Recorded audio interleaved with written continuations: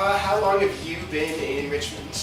Since 2002. My family moved to Richmond when I was 2.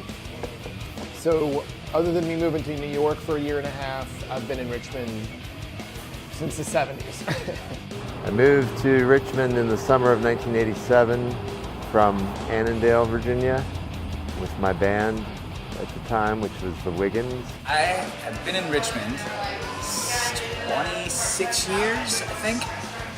We moved here in 1990, so it's almost 27, right? We moved as a band. And we pretty much immediately got involved in the music scene. That was the plan. I'd say 86 is when I started to see shows really regularly. And it's like, man, you should come down to VCU, it's a ton of fun, there's tons of bands, blah, blah, blah, blah, blah. Our first show actually was not until February, I think, of 1988. And that was at Rockets, opening for House of Freaks. You know, I think Richmond's always had a really big, under-the-radar counterculture scene for its per capita. But the 800 block of Gray Street and the 900 block of Gray Street was pretty much, there was the Biograph Theater, the Village Cafe, Twisters, the Metro. Gwar was located right around the corner on Broad, on Laurel and Broad. Twisters, that had been a club in the early 70s called the Back Door, and I think that because Springsteen was loosely associated with Richmond through Robin Thomas.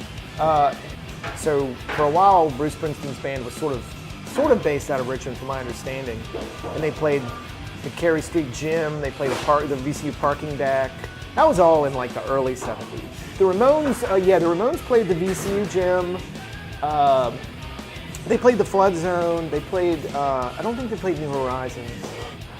That venue, whatever it's been called, I feel like it's always kind of had the same sort of vibe.